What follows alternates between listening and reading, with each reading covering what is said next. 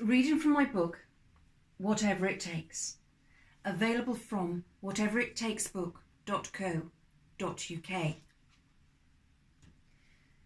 I was aware that I was becoming more and more withdrawn into myself, and that every time I went out to network or promote the business, I was putting on an act. Colin didn't notice. The more I said that I couldn't cope or needed a break, the more he insisted that I loved it really and just needed to get out networking more. Before long, I had taken on more staff and ultimately ended up with a team of 6, all working under Colin's watchful gaze, whilst I went out and brought home the bacon for all of them.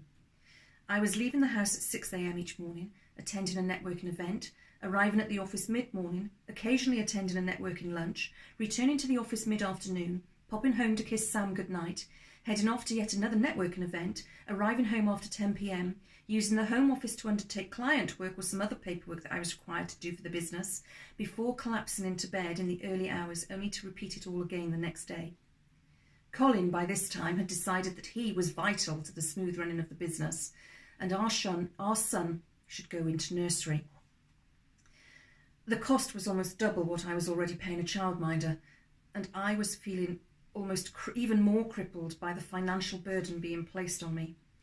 I was spending less and less time with Sam, more and more time working, and generally hating the situation I'd ended up in. Whenever I considered giving it all up and finding a job, Colin would remind me of how many people depended upon me to bring in the business so they could pay their bills.